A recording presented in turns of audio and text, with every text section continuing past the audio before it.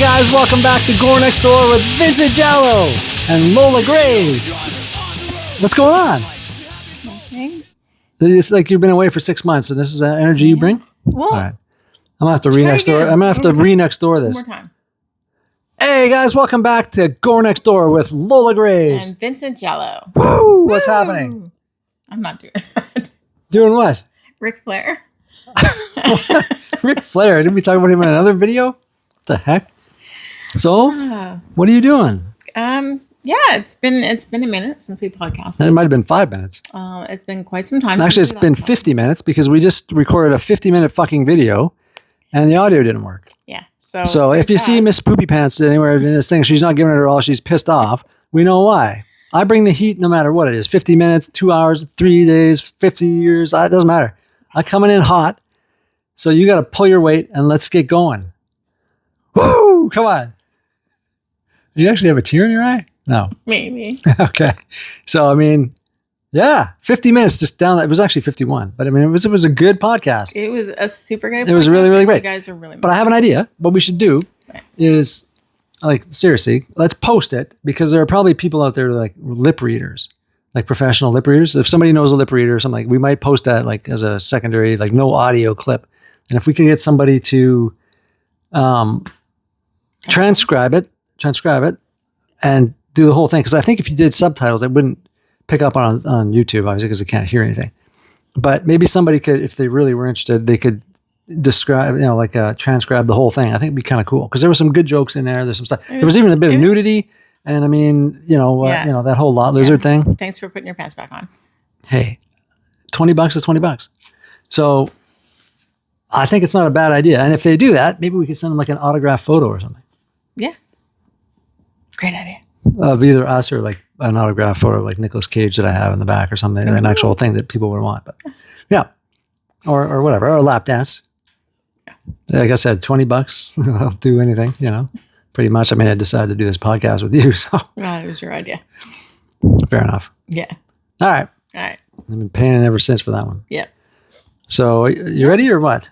Yeah. So 6 months, what's going on? So there's lots of changes around here. Mm-hmm. We, as you all can see, except for those of you listening, you cannot see, but those of you that are watching on YouTube can see that we have a new podcast space. Welcome to the Splatterhouse. Well, thank you. Which is an old marquee from the Splatterhouse arcade that I had built into an arcade. I kind of made my own Splatterhouse arcade and then dismantled it. Mm-hmm. So we have these different themes and different sections and stuff. We have like a carnival area and there's like a dark ride section. And at one point we were thinking about putting like some kind of a mini, because the high ceiling, put like a mini dark ride kind of starting at the level here and then have it going up into the ceiling kind of and like going around. But I think it would be pretty good. But no? We've been busy. We have. And not all ideas are good ideas. Mm-hmm. Or are panning out according to plan. Like the first version of podcast episode 18. Right. Yeah. Which is now. That was a keeper. In the trash. Yeah, it was great. I'm serious. If somebody says they want to transcribe and they're bored and they want to do that, like I'll put it up there and then people can lip read it. Probably. I mean, there's probably some tech. There's probably like you just throw it into Chat GPT and it'll transcribe it for us. Maybe. I don't know. Maybe. But hit us up if you are a lip reader and you feel like doing something like that. Yeah, for sure. You can email us at gorenextdoorpodcast@gmail.com. Mm-hmm. And that'd be great because it was a really great episode. I thought it was. Yeah. So we'll see if we can do it here. But yeah, I'm a little down. I'm a little bummed. I know. We took like an hour break and we'll see how you're doing here. Yeah. But. Yeah. Mm-hmm. But yeah, no, there's been other than that fiasco, there's been lots going on, lots of decorating. We're finally able to display all of our memorabilia. Well, a good chunk of our memorabilia and different movie things and all that stuff. And like Vincent was alluding to, we've been decorating like crazy the Splatterhouse podcast space. We got some fun stuff, and I think it'd be great if we did some tours for the people that are following us on YouTube. Maybe hook them up, get them some behind the scenes info. Yeah, we got some unique stuff here for sure, and stuff that we kind of created, and just pieces that we had, and kind of brought them in here and stuff. Yeah. Kind of cool. I'm still kind of. We'll post some pictures on Instagram as well. Still not really thrilled with having my awesome VHS collection down here and behind everything, but like stuff like this. I mean, We're a work in progress, people. Well, I hope that work in progress means we can eventually showcase some of this stuff because, dude, like, I mean, what the heck? Come on. Yes. I mean, come on, guys. Vincent's Pride and Joy. Yes. One of Vincent's Yeah, for sure. Pride and Joys. Do you remember this tape? Pride and Joys? I do not. Just showing a copy of the Dead Pit VHS. I remember flashing it eyes. from you. Yeah. I mean, but not from like real life. Yeah. Hey, I don't know if I told you, but like I downsized a lot of stuff.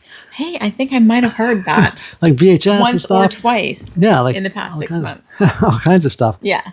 But it kept the slashers in the back. Yeah. Down below, and most of the good horror stuff, Blu-rays and stuff, physical media and stuff. And we'll take a rip through this stuff. We should. Progressively. Maybe we'll do like a little bit of a video series at the end of some of our podcasts, some of the audio podcast parts. Sounds good. We'll do, the video podcast part. Yeah. For the people following us on YouTube, and they can check out our new podcast space. Very exciting. Mm-hmm. Yes. So there's been lots and lots of changes over the past 6 months, but we are back, baby. Yay! Yeah. Nice. Yeah. Do you want to roll into some old school crypt references? Sure. For a second time, let's do it. Yes, for a second time. I know it was way more exciting the first time, people, but sorry. Yeah. Okay. Yeah. All right. So we. Oh, sorry. Yeah. Crypt. Yeah. What are we doing? Crypt. Yeah. Let's do it. Okay.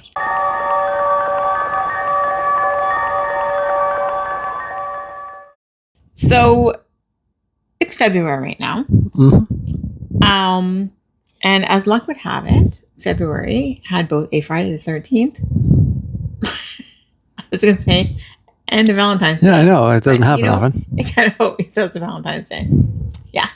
But it did have a Friday the 13th just prior to Saturday the 14th. Amazing how that works. Shocking how that works. Yes. Yes. But it didn't have to be a Friday. Did you see Saturday the 14th? Yeah, I don't know. Yeah, it's kind of a I'm not great, sure. hey? Yeah. I'm not sure. Yeah. What about Transylvania 65000? You ever watch that? No. That was kind of a weird one. Ed Begley Jr. and I think Jeff Goldblum or something. Really? Kind of weird, yeah. No, not familiar. Yeah, kind of those comedy ones. Yeah. Yeah, no. Sorry. Comedy horror. Nope. Did you ever see Transylvania Twist? Nope. Jim Wynorski, horror comedy kind of thing. Mm-hmm. Still just only available on VHS, I believe, on a DVD too. But I have that back here. It's not great, but it's kind of that same kind of horror comedy kind of stuff. When you're like, I have it. It's not great, but I have it. But I got it. No, I don't. This is finely curated stuff. Yeah, I know. But the only things I will buy that maybe stuck are like Jim Wynorski movies. It's Jim. I don't mean it like that. I'm saying like I like his movies. Like he's my guy. Hate mail can be directed to Vincent Jallo. It's fine. Care of CoreNextDoorPodcast It's at okay. gmail.com. No, because hit it up because like I don't just buy like every movie or whatever like special like everything behind it I've seen and it's I either like movies it. you love or directors you love or actors you love. Absolutely, and Wynorski for sure. And I think I got rid of a few of those VHS too. Probably I should have kept them, but I didn't. And so, but I kept that one. It's a horror comedy, and had Lonnie Anderson in it. We had some spatial challenges moving into the Splatterhouse. We did. So Vincent downsized. He did his collection considerably. Mm-hmm. Hey, you gotta do what you gotta do, Mm-hmm. Yeah. So, but anyway, let's move on from that before All right. I start to cry here. Well, this one you do still have. Yes. The first one that we watched in honor of Friday the 13th. Yeah. This was your pick because it's believe your favorite Friday the 13th. I would say so, yeah. I like Manhattan as well. This is not Manhattan, though, that we're reviewing today. Okay. Thank you. I won't comment on that. But there is this one scene, You can in a bit. where he punches that guy's head off the thing. My daughter and I love that scene. Friday the 13th, Part 6, 1986. This Love is it. your pick. And what is the part 6? What is do you remember which, is that like the final chapter? What is it? New Beginning? Do you know that stuff? Oh, why are you asking me stuff that I should have written down that I didn't? Well, it's the title of the movie. No, it's Part 6. No, it's Friday the 13th, Part 6. Jason Lives. Yeah, Jason Lives. Uh, That's what I said. It's great. It's great. I like it.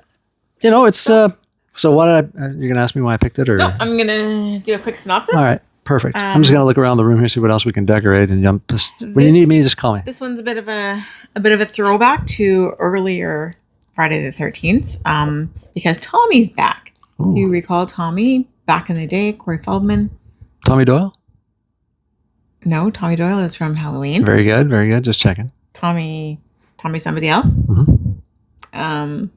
What's the last name of this one? I don't know. Okay, But I know it wasn't. Yeah. it's Tommy somebody else, not Tommy Doyle. Tommy somebody else, not the what's his name version. Alexa, what was the name of the Tommy character in Friday the 13th Part 6, Jason Lives? From movieweb.com. Friday the 13th Part 6, Jason Lives is the 6th installment and the final movie to use Tommy Jarvis as the protagonist. Tommy Jarvis. Thanks, Alexa. All right. So Tommy Jarvis, no longer being played by Corey Feldman. Right. Corey Feldman, if you recall, I think bludgeoned Jason to death. Oh, yeah, I think he did, yeah. In- He shaved all his hair off and then did that, yeah. Yeah. Kind of like a crazy guy. Yeah. Mm-hmm. Crazy child guy. Yeah. Yep. So Tommy, fast forward, Tommy, he's older. He doesn't believe that Jason's dead, even though Jason was apparently, I think, cremated in one of the previous iterations of the Friday the 13th movies. Mm-hmm. And so Tommy wants to ensure that Jason is dead, so he goes to dig up his body, which is very easy to find, apparently, because someone buried him and bought him a gravestone and everything. So, don't know who that was. Mm-hmm. Might have been Horse Shack. Yeah, might have been Hurt Shock. Yeah. So he had a sidekick Yep. on his little adventure to exhume Jason Voorhees' body. And he opens up the casket, stabs him, and lightning hits the pillar or whatever that he stabbed Jason with, and Jason gets reanimated. Yep. And killing ensues. Perfect. Yep. Yeah. First victim being Horse Shack. Horseshack. Yeah. Dun, dun, dun. Yeah. Full circle. Yeah. Okay, so what up? Why is it your fave? I mean, Horse Shack, number one. Yeah. Number two, I like Jason in this. I like his costume, his outfit, whatever. I like it. I like the mask. I like just the way he looks in this movie. The gloves, the whole thing, and the chain towards the end. Like I cosplayed that once with the chain, and I love it. Like I think it's great. I like the kills. There's not a lot of gore and stuff really compared to stuff today, but just it was kind of good, you know, like him like in the motorhome smashing that chick's face through the metal, like you can see like denting, you know, kind of like Freddy coming through the wall in part one. Yeah. Like that, like, you know, it's just stuff like that. The sheer power that he has now that he's supernatural, which, you know, I'm not into supernatural. I'm supernatural, but I mean that he's supernatural, reanimated, and really whatever, but who hella cares? strong for somebody who was maggot bait and Yeah, he shouldn't has have even had any flesh left on him. Flesh, tendons, nothing. It's probably all gone. Yeah. He's got all that. But just the way he's, you know, standing in the road there and he pops out of the Winnebago and what else? Like just some of this at the end when he's walking, you know, Tommy's like, you know, Jason or whatever. And he just comes walking into the lake and he just keeps walking and walking until he's totally submerged, just casually, just doesn't change his gait or anything, just keep walking. I like some of these scenes in here. Like he doesn't even know there's water there. Yeah. Like he knows the water's not going to kill him. Absolutely. Yeah. And so. Like he can breathe underwater. Yeah. So I don't know. It's just one that I like. I kind of thought it was great. Like I said, I like Manhattan a lot. The original, like 1, 2, 3, like those are classic. They're really good movies, but this one's fun. I like it, and and I like the one of the camp guys, the one guy there. You know, with the Walkman, he's got the ripped jeans and stuff. Oh yeah. The guy that was driving the motorhome. Yeah, was he driving? Oh yeah, he was. Yeah. Like he's a cool character. He kind of seems like a good actor, and there's some okay acting in this one. Yeah. And people you actually cared about, because I was kind of sad that guy died because I thought he was pretty funny. I was hoping he'd be in it more. Yeah, absolutely. He probably should have been.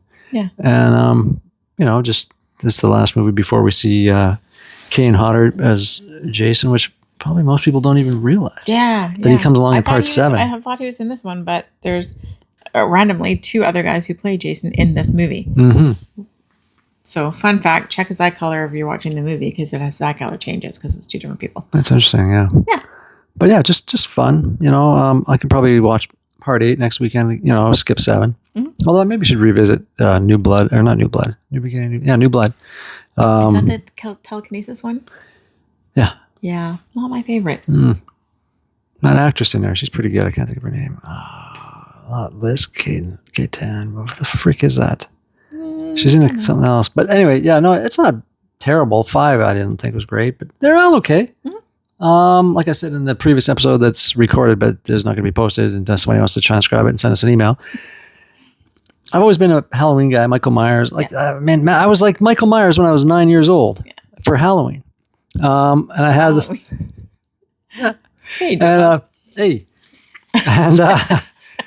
yeah. And I had like the white face paint because there was no Michael Myers mask back then. Mm-hmm. In like 1993 or whatever it was.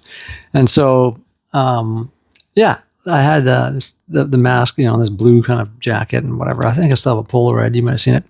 And you just caught that one, hey? It took me. Yeah. So, funny. Yeah. But it's, I've always been a fan, but the last 5 years or so. Both of us have Halloween tattoos. That's true. Like Yeah. And I'd forgotten that. Pretty hardcore. And in the last episode that we're, again. Yes, I had to remind him he has a tattoo. Yeah. Yeah. Yeah.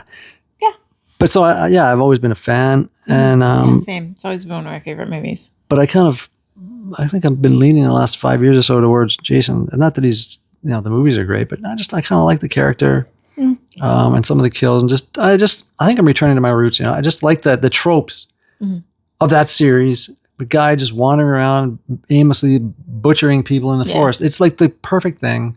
And there's so much crap going on in the world and crap going on in movies. And he's just not, give me a guy with a knife in the targeting people forest. that he knows or anything like that. Stalking people he knows. He's just like trying to find himself. Chaos and carnage. Yeah.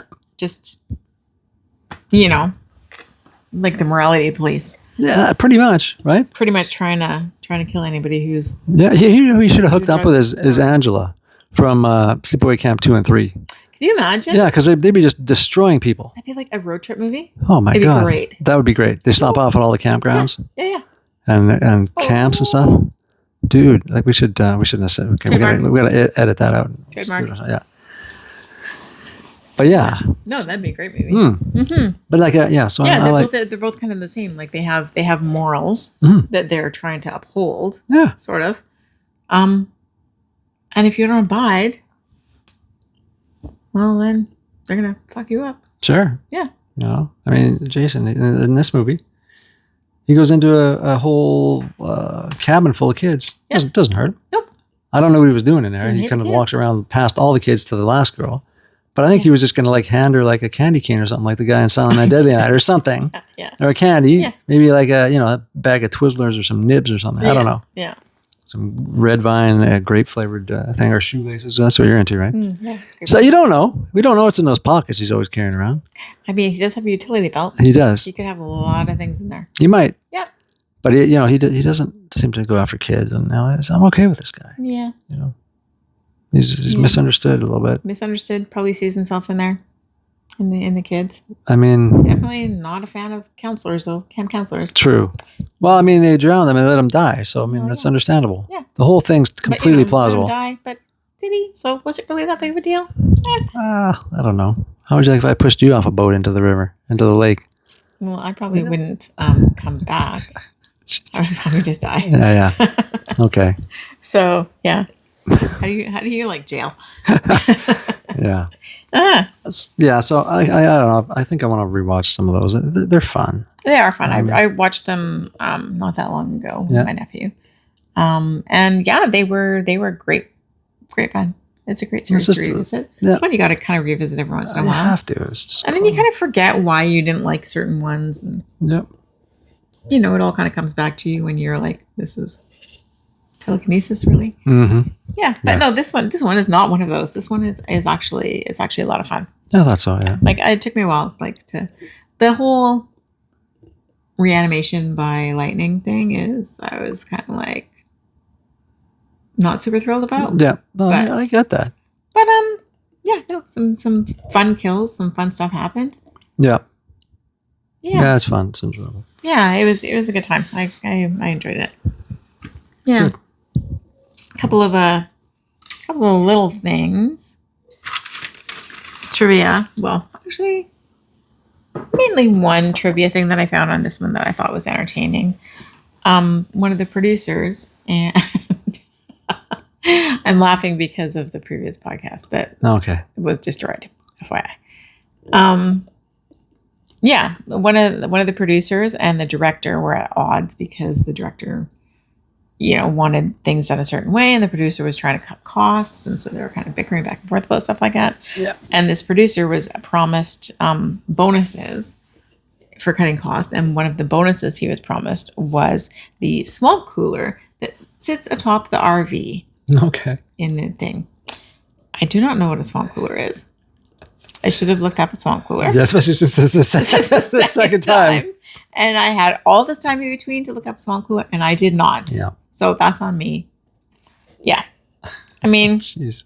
we're a little bit lazy over here at Gore Next Door We sometimes. use Alexa for most of our research, apparently. Yes. And we're also a little bit tired because this is take 2 because we recorded it for an hour without audio the first time. Anywho, so said swamp cooler was one of the bonuses that this producer was supposed to acquire if he cut the costs appropriately. So the director was like, fuck that noise. Knew he was going to destroy the RV at some point, loosened the swamp cooler off the top of the RV, destroyed the RV, and the swamp cooler went flying like 50 feet and was completely destroyed. So That's some crazy trivia. it's kind of a fun little story. Yes. That I like. I kind of like the pettiness of it all. Yes. Yeah, it's kind of fun. Yeah, that's all I got on that one. It was a good one though. It was a good pick. I'm glad that Nice. you recommended it. Mhm. It was good. Good. Now Now, the second one I'm more excited about Mhm. because it was because this February had a Valentine's Day. surprisingly And so- enough, and it happened to land on February 14th this year. It did. It was crazy. It was amazing. Yeah. Because So usually it's just the second Saturday of February, but this time it was actually the 14th, right? Which is pretty amazing. oh yeah, that's correct. For those of you who celebrate, we clearly do not. So yeah, we're not really up on the Latest trends. stuff. Yeah, the latest trends. Yes. the Hallmark holidays. Anywho. Although I so- love a good Fred Olen Ray Christmas movie. You know what I'm talking about. Fred Olen Ray, man. Right? Surviving Christmas? Hollywood Chainsaw Huggers, Surviving Christmas. Oh my God. That's the greatest Christmas movie ever. Sorry. Non-horror, but he didn't direct that. I don't know. He could have. I don't know. I don't know maybe- who directs all these things. No, I don't know who directed that either. I don't know. Some dude, but no, Joel. No, I was thinking the director is Joel. But okay, Uh-huh. yeah, Fred Olen Ray does like some Hallmark stuff now, and, but he's great. He's one of the best, man. You have Corman, Wynorski, Fred Olen Ray. These, they kind of followed along in Corman's footsteps. I mean, he worked with them stuff. So he does some Hallmark stuff. All right. So I'm up on those, Great. but I'm not up on all the other stuff. I have a friend who's got a Hallmark movie being played in our house right now. Really? Yeah. Okay. Did you find out how much they're getting paid? I think she said like $8,000 Yeah, that's about. for like 3 days. I told you $8,000. For like a couple days. Well, that was the same thing? Yeah. It was $8,000. You're not just No, telling that. I think she said it was Yeah, about $8,000 that's for what- like 2 days or something like that. Yeah. 3 days. Whereas, okay. In their, I think kitchen and their great room and Great their room. library. That's nice. Wow. They live in a mansion or something? No, There's a library? It's really nice. Do they have one of those ladder things that you can move along inside the library? I don't know. Not that big? I don't know. Maybe we should get one of those. But, I like those. yeah, I mean, that'd be fun, especially for someone in the kitchen. My height. absolutely. Perfect. Hmm. Yeah. You I can't even use reach those top cabinets, can you? I cannot. I Yeah. can barely reach the second shelf on some of those cabinets. Yeah. I'm fun sized. Yeah, indeed. Yes. Yes. Yeah, no, like that happened to me. Like, it's actually a great story. Hey now, Jelly, hear that? Ash Williams. Yes. All right. Our beloved mascot Ash Yes. had a little sneeze. Oh, was that was? I think so. Okay. I don't know. But yeah, though the Hallmark, they did. They came to my place, my old place, and left me a letter. I didn't really have a really great letterheader. I was like, I think this is a scam. Somebody just trying to get into the house, going door to door and then going, oh yeah, we're shooting a movie. Mm-hmm. So it took me forever to try to track down this name, this person, and get a phone number. And I phoned this guy back after I confirmed everything. It was online. It said that they were shooting this Christmas movie. It was slated for production. Mm-hmm. And then, so I'm like, okay. He's like, well, we want to come and look at your place for some scenes. Barclay Hope was going to be in it from like Sci Factor and stuff. And I was like, oh, okay. And I can't remember who else. But it's just the Hallmark thing. And then they chose the neighbor's house instead of mine. It's probably my daughter's fault. She was crying a lot in the background when they were there. She wasn't actually. I hit her. I'm like, she's like, do you have kids? Hell no. I have nobody. This is me. Kids, no. I'm a bachelor. Come in, do what you want, destroy the place. But no, they just went with the other thing. But the cool thing was Ron Oliver was the director. Right. And he wrote Prom Night 2. Oh. And, ever since that, he's been directing movies. And he directs Hallmark movies. But he's directed episodes of... I think probably X-Files. Oh, nice. The greatest series ever created. Yeah. Yeah. And the crazy thing is, I think don't quote me on this, but I believe he was really don't quote us on anything because we're pretty loosey goosey with the facts around here. But it's he was out with I think the Menendez brothers' parents the night before at a basketball. There's this thing. Oh, shit. I mean, him and I didn't talk about that. I mean, that'd be pretty offside. We talked about tiki bars and stuff. Yeah. Yeah. But it was weird because they said, we're kind of short on time, so the director's going to show up. I said, well, who's the director? He's like, it's Ron Oliver. I said, you're kidding. So it was really cool. But he came over. We didn't talk about that. But, we went through the house and we just talked a little bit about, the tiki bar stuff, because I had some tiki stuff in the backyard. And he's like, oh, there's a good tiki bar. And we were talking about that more than anything else.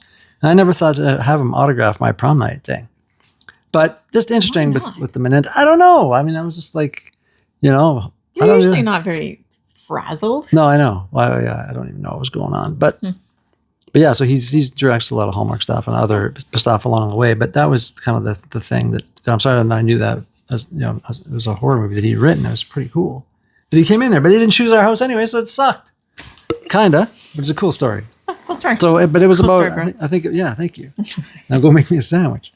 I think it was about like $8,000 though, yeah. Yeah, I think they paid my neighbor $3,000 or $4,000, like the neighbor's house that they used, but also like my friends who lived next door to that house, because there'd be a bit of snow coming over and a little bit of putting snow on a bit of the roof, and they paid them $3,000 for that. Nice. And it was a 2 or 3 day shoot, and they just said, we'll take everything out, and then we'll bring it all back. And then, yeah. So anyways, maybe we can get someone to film something here, because we've got kind of a cool little vibe going on here. I think we got to show some of this stuff off. Yeah. We put a lot of work into it. Yeah. We've created a lot of stuff. We have like a dark ride section. Yeah.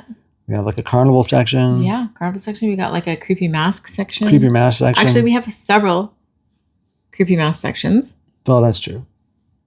Like a kind of like a voodoo theme coming together in a New Orleans kind of vibe somewhere else. And yeah, we got themes. We do. We got themes. Mm-hmm. Yeah. Yeah, we put a lot of work into this. Yeah, there's a lot of space here. We maybe should do some more like thematic stuff. We haven't really figured out what we're going to do here, but some of the ones we've worked on, you can tell. I mean, it's kind of very specific. We'll hook you all up for. We should. For some views and if you're viewing on YouTube. Yeah. And some pictures on the gram. That's a great idea. The gram. Okay. And we probably should make sure we have audio on that one too. It might be good. Yeah. Do we still have audio now? Yes. We do. I see the light. Can you imagine how devastating that would be? No, that if that happens along the way, like we're not re-recording this. Okay. Tonight. All right. Yeah. So yeah, Hallmark, that takes care of that. So yeah, okay. So right. So yeah, our Valentine's next Day movie is 1981, My Bloody Valentine.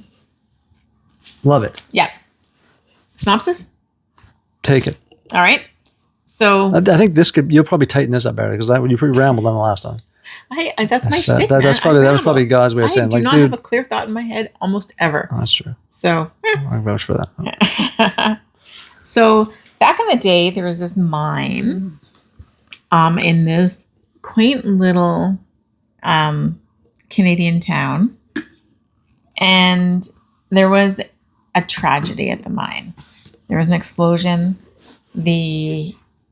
Several miners got trapped. By the time they could dig them out, all the miners were dead except for one. And the one guy who survived, like, I don't know, like 9 days or something like that, he survived by eating his fellow miner people. So he went a little cuckoo for Cocoa Puffs. And at some point after that, he slaughtered a bunch of people, basically. So when he did that, that was around Valentine's Day. So that town basically banned Valentine's Day stuff because, didn't want any more murders. It was bad. Whatever.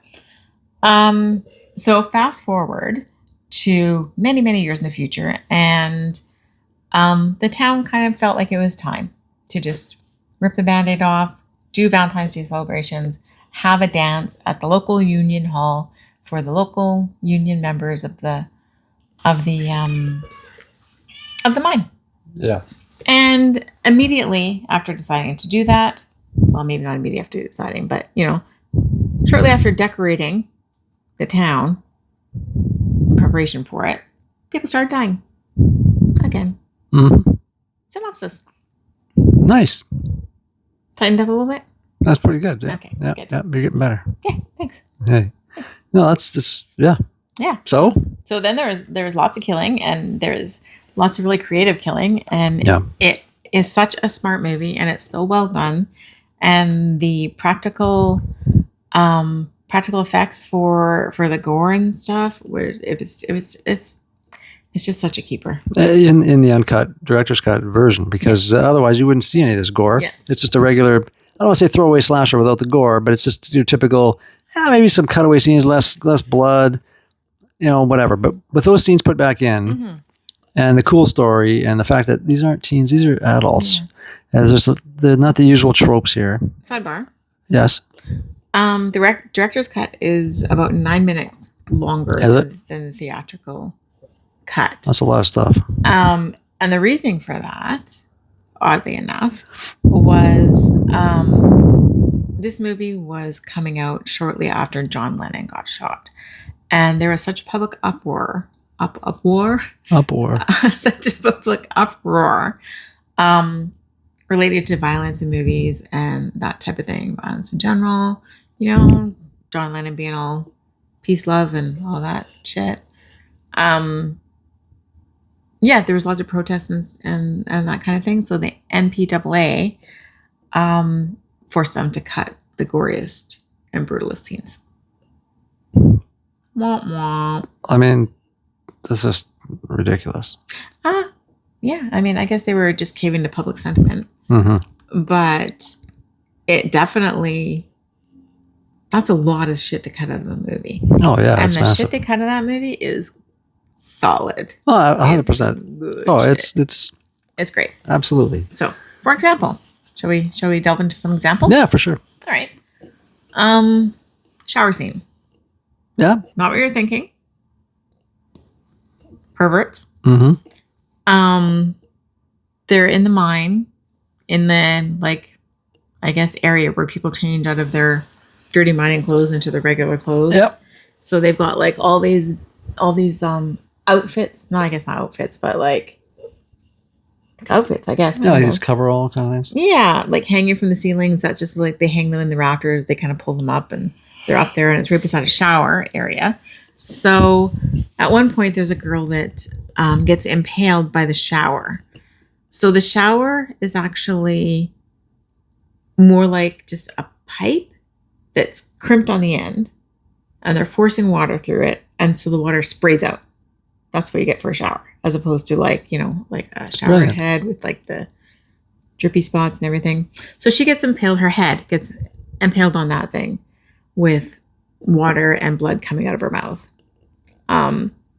Pretty graphic, pretty cool, Mhm. very cool. Yep. The way they did it. Yeah, that was one that was kind of a keeper. It stands out with me. It was pretty fun. Absolutely. Mm-hmm. Yeah, it was well done. That was like kind of a cool little set piece there. Mm-hmm. And then, of course, you got the dryer thing. Yeah, I mean that's the quintessential Yeah. part. I mean, you see a touch of that in the theatrical cut, but it's not really much of it. So yeah, the sheriff comes in looking into the laundromat, looking for the laundry lady. Can't remember her name. Smells something funky. Starts looking around, starts calling her name, can't find her, still smells something funky. All the decorations, all the hearts in the laundromat are like upside down. So whoever was in there like changed a bunch of things, and he passes by this dryer a bunch of times, and depending on how the light's hitting it, you can see there's like red smears on it that definitely don't belong. Yeah, until he opens up that dryer door and said laundromat lady falls out. Yeah, like her torso kind of pops out. Yeah. And then the dryer continues to spin around and around. And then it goes to a kind of a slow motion of it. Yeah. And she's just ragdolling around there. And you can just literally smell the burning flesh watching this happen somehow. Yeah, basically. The way they built it up, and it's my favorite horror scene. Like, it's a great scene. It's great. It's so well done. It's graphic, I guess, but like it's cool. It's just cool. It's different. Good It's job. just you can just feel like I can just feel it and smell that, and it's just a really effective thing. Yeah. And it was all pretty much cut out except for like maybe a few seconds of that. Oh, like him open the door and just her like popping out quickly, and then him like. Yeah. And then there's so many other little things that were cut that it's I don't know. For me, it's probably I don't want to say it's my favorite slasher. Well, it's got to be one of my favorites. But I think it's the best slasher. Like I like the fun kind of ones, like Killer Workout and stuff, crazy stuff like that. Yeah. Right. I think we devoted a couple episodes. Well, I'm always bringing it up. That and like Melrose Place. I don't know, because what's a horror podcast without talking about Melrose Place? I'm big. I love Melrose, and you started watching it, so the horrors. Yeah, Melrose Place. But yeah, it is kind of like a train wreck. Oh yeah, it is. It's fun. It's like just people can know I have a different side, than just all the horror stuff. It's all horror, but Melrose, I'm good with that. But yeah, like for me, this movie is just I think it's one of the best. And when I watch it, it just like I watched pretty much every slasher from the 80s. That's not bragging. That's my thing. Yeah. I go out and try to watch every single thing, like death screams to like just movies that aren't good. But they're still all slashers, so I love them all. Like all my kids, I love them all. Yeah. I mean, I have like equally, 8 children. Really. So I'm kidding. I don't. You didn't know that. Maybe you do. Yeah, but no, like I love them all. Like like they're all slashers. But when I just kind of watch them, I'm like, oh, they're not that great. But I like the genre, but they're not all that great. Yeah. But this is the kind of movie when I wish all slashers from the 80s. This is the way a slasher should be. Like it's a smart story. Mm-hmm. Yeah, it's not just full of like mindless like TNA, which is great and everything, sure. But like there's a story to it. Is there any TNA in it? No, not really. I don't think there is. It's just and they're not classy. They're not dumb teenagers. They're not. It's different. And this was dumb things. This was at the beginning. Adults who are like young adults. Yeah. Who are just working hard, playing hard. Yeah. Working hard, playing hard, just enjoying their life in their small town. And then Harry Warden shows up. Yeah. Where does he? Wow. But it's a, like I sometimes throw this around, but it's just a classy, I like to say, a classy picture. Like it's that and like curtains, stuff like this. Good stories. Another Canadian one. Yeah. Good Canadian. Good story. Good Canadian kid. Yeah. Yeah. and just, I don't know, it's classy. It's just a good movie, some good kills, and it's not by the numbers. It's by the numbers kind of killed, but they're not really by the numbers. And there's like a story. No, they're different. And the story is unique. The setting is unique. Yeah. It's just a lot of It's a lot of fun. It's a smart movie, and it's I don't know. There's yeah. like there's other ones people have. They're all have their favorites, and this is definitely one of mine. But I think it's the best of them all. Whether it's my favorite or not, like Halloween's classic, Mm-hmm. Friday the 13th are great. Yeah, Freddy's sure. are great. And they're fun. Yeah. But this one's they're all just fun. quality. Like it's just Yeah, and it was kind of like a one and done. Yeah. Too, which is kind of nice. It didn't, there aren't 12 of them. Mm-hmm. Which is kind of nice. Sure. I think that adds to some of the mystique. I think that sometimes the series get so watered down, and they're searching for so many different ways to reinvent it or to one up it or do whatever that they just get watered down, and it's For sure. it doesn't ruin the franchise, but it impacts the franchise, right? Yeah. Like we were talking about in the podcast earlier that did not record properly. There's so many different ways and directions that Halloween went. Oh yeah. In all the things and with the different directors and the different, this trilogy and that trilogy, like the Thorn series and the Zombie series, and just all the Blumhouse. Yeah. All of them just went so many different directions.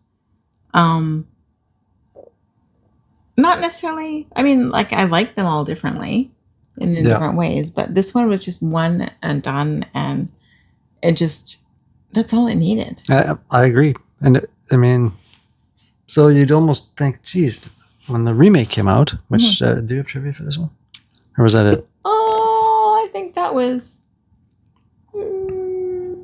No, I do have a little bit of trivia. All right. It was super cute. I love Canada. So when the locals in this little mining town where they actually filmed, because they actually filmed, I have two things of trivia on this one. They filmed this in a little Canadian, Eastern Canadian mining town. And the locals there were so excited when they found out the movie was going to be filmed there, that they decided to spruce up the mine, spruce up the town, make it all nice and camera ready.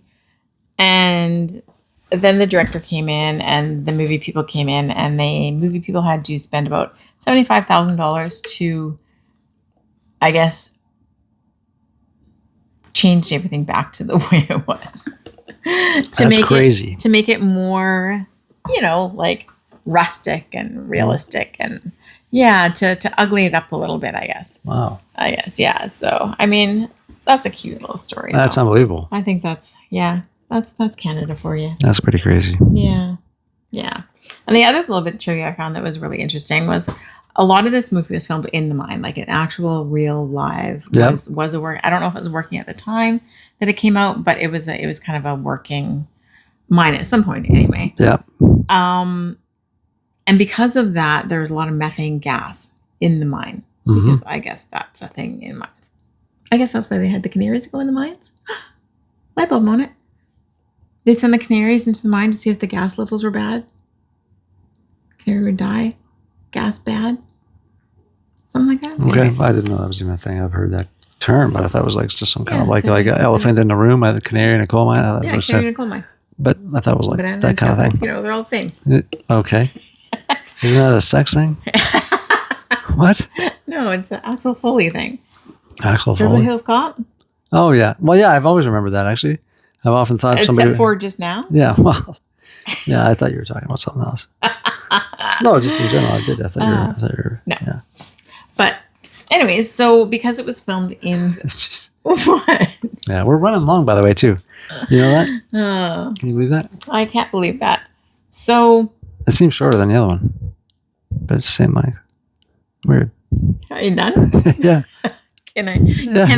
I spout my fun trivia? Yes. Yes. Okay. Now I lost my train of thought. Yeah, so everything was filmed, like not everything, but there was the parts that were filmed like in deep in the mine, hundreds of feet below ground or however many feet. I don't know. I'm not a miner. I don't know any of these things. They had to actually use special lighting, so they couldn't use normal movie magic kind of lighting. Yeah. Because it could have sparked the methane and created an explosion. Wow. Yeah. So that's my fun fact. Yeah. Anything else you'd like to say about this beloved movie? No, That no, I think it's great. That's all I can tell you. Go watch it. Get the uncut do it. version. Do it. Version. And Definitely do the uncut version. yes, it's Yes, it's special. It's a great one. It's worth it. Definitely like 9 minutes. That's a lot of Yeah, for sure. cool shit to be cut out of a movie. Absolutely. Like that's unfortunate. Movie should always be seen director's cut the way the director intended, quite frankly. Testify, sister. Yeah. Yeah. All right. So then we had some bonus content, Sure. Let's do it. which would be the 2009 version Love of it. My Bloody Valentine. Love it. My Bloody Valentine 3D. Yep. Ooh, Fantastic. 3D. Yeah. Yeah. I have this on Blu-ray, of course, and I've got like the original Blu-ray or the 3D like they had in the theater with the special, like if you have like the the 3D TV, Yeah. and then with 3D Blu-ray player it has that. But then I also have a copy with just the old school glasses. It's we tested that out. Yes. Yes. For those of you young people who may not remember, 3D used to be pretty janky. And you would get these like cardboard glasses with one red lens and one blue lens. Yeah. And however they filmed it, that would translate to your eyes or your brain, your lizard brain somehow, and would make it into 3D.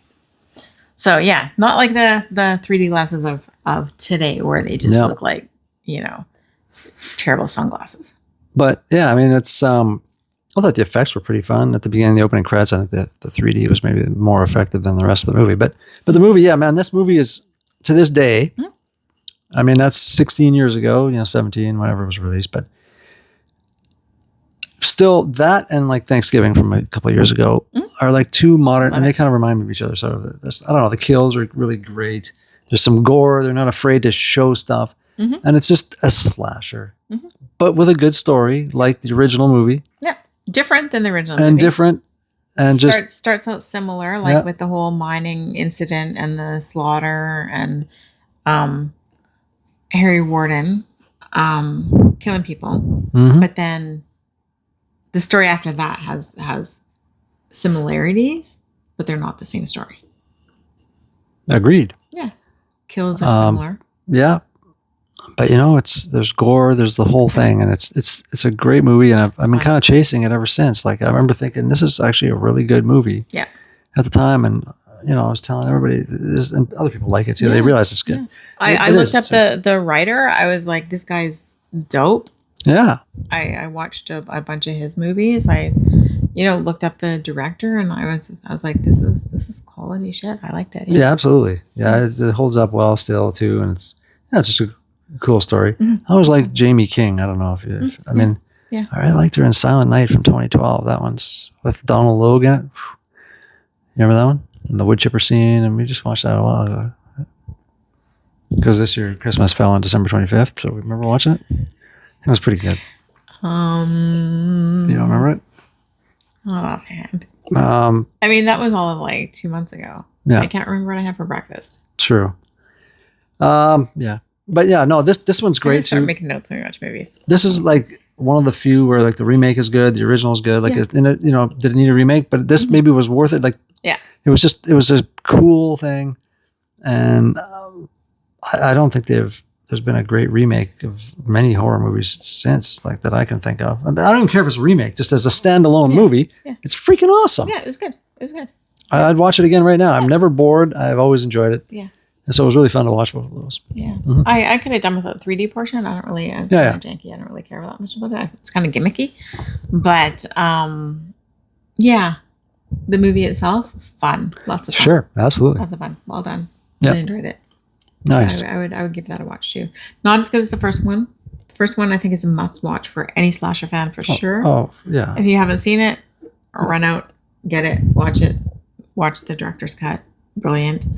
But yeah, if you want to continue the fun, definitely throw in the reimagining.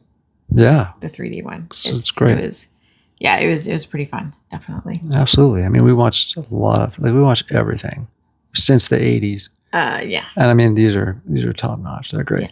Yeah. So yeah, definitely. Yeah, we cull through a lot of crap to find the golden gems. Yeah. Absolutely. That's Yeah. Not that we had to search hard for these ones. These ones were just quality. for we sure. knew going in upfront, having watched them before, that they were good quality. Yeah. Quality ones. But yeah, I mean, you guys have heard us. We've definitely reviewed some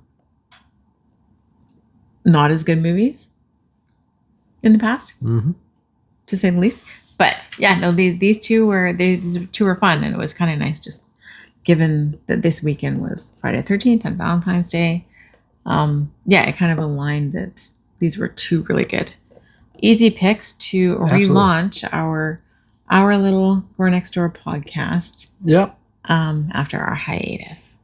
Yeah, guys, thanks for joining us. After our move to the Splatterhouse. Mm-hmm. Yeah.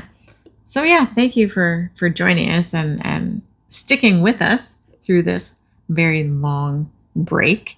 But we have all our shit sorted now, so we should be back on a more regular basis. Absolutely. Thankfully. Yeah. Yeah. All right, guys. Thanks so much. Stay tuned. We'll talk to you next week, and take her sleazy. And stay spooky. You've been listening to Gore Next Door with Vincent Giallo and Lola Graves. Follow us on Instagram and TikTok for updates and behind-the-scenes posts. New episodes are available on YouTube or wherever you find your podcasts.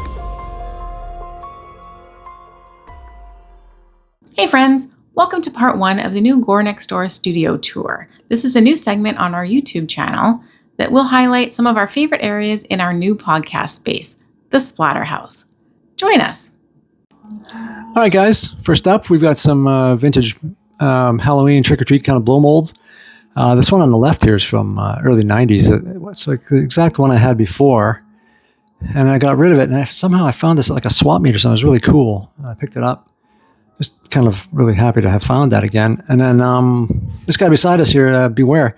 We just got this thing recently. I just love it. Think it's great. A lot of Halloween stuff we have, actually, which we haven't even put up yet. Tons. You know, Halloween is forever, man. It is. Every day is Halloween in this household. Absolutely. So that'll be a whole other section that we haven't even really defined yet. We've got a bunch of Halloween stuff kind of just sitting around that we will put up, like trick-or-treat kind of stuff. Some more blow molds. Blow molds. Yep. But yeah, for now. That area basically moves over into our carnival section. Yes. And this here is kind of the centerpiece, right? Yes. Or at least what started the whole. That's what made this corner come together. Yeah. Pennywise the Dancing Clown, sign from Spirit Halloween. Yes. And everything else just kind of fell together, and most of it we already had laying around. Actually, yeah, like these circus punk knockdown dolls that I picked up. This one in the center here is from the 1930s. I don't know if you knew that, but whew, that's old. Yeah, right. Like you can tell. Was that one that you had since you were a child? Exactly. Yeah, absolutely. In the 1930s. Yeah, that's 100%. I was actually the carny working the game. I figured. But you can see, like, okay, the ones on the left and right, these are brand new from the company that actually still makes these for the games. I was able to purchase 2 of them off of them just because I really wanted that, authentic, original vibe. I think they've been using these ones on the left and right since 80s or 90s, maybe 90s, I think, in some places. But these are brand new. But the one in the center here, you can see the fuzz on the sides. The fluff is like just destroyed, and it's kind of neat how they used to make these things. Well, I can't pick it up because I'm holding the camera and I'm holding the microphone, but it's very cool. I don't want me to pick it up. No, it's good. No, nobody should touch it. I'm kidding. But so there's that, and that's kind of ties into our whole sort of carnival vibe, I guess, like you were saying. I had this arcade sign kicking around, so we managed to kind of find a spot for that. It's interesting because when we put all this stuff up, it seems like it added some extra depth to the room. It absolutely did. Kind of interesting. Mm-hmm. But this guy here. So that ventriloquist doll. Mm-hmm. I love that guy. He's so cute. Yes. Where'd you find him? I found him at some Halloween shop. It wasn't Spirit. It was like something else. But I saw him and I just thought, man, this is the coolest thing ever. He was just sort of sitting there. So I grabbed him and didn't know what to do with him. And then I think you were saying we should put him up there. That's a perfect idea. He's got his own little shelf there. He just hangs out, kind of watching over everything. Yeah, watching over us, being creepy. Exactly. Yep. Then up really high, we've got a whole bunch of these masks going down the side here, but for now, we've got the Circus Freak sign. We've got some kind of carnival-y type masks and the devil and stuff. But anyways, should we just come back down here? Yeah. So these rings, these are actually the ring toss. Legit ring toss rings. Yeah, legit. You hear that sound? You know that sound. Yes, it's very nostalgic. Absolutely. Reminds me of the carnival. Yeah, so we hung those up. So we got some knockdown dolls. Where I could never win anything because I suck at those carnival games. Well, yeah, so do I. So do I. And then if you are familiar with the 1970s show, The Hilarious House of Frightenstein, I mean, who isn't? But besides you've never seen this. I've never seen it. I don't know. Have you never seen this? I apparently lived under a rock. But apparently.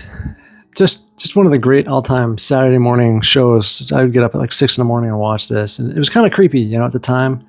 And Billy Van, the guy here, he would play all these characters, different segments in the show, and just fantastic. I think this was cool. I was going to ask, do you know who the artist was that's Gary Pullen, I believe.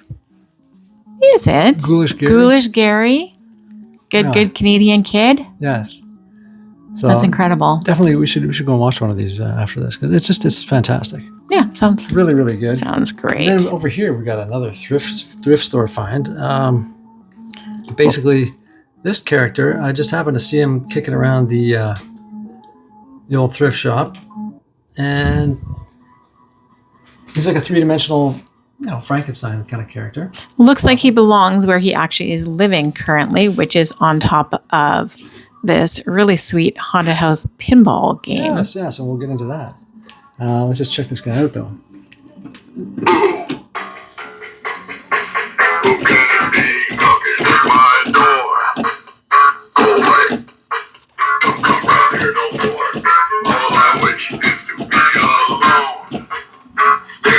I love this guy. He's incredible.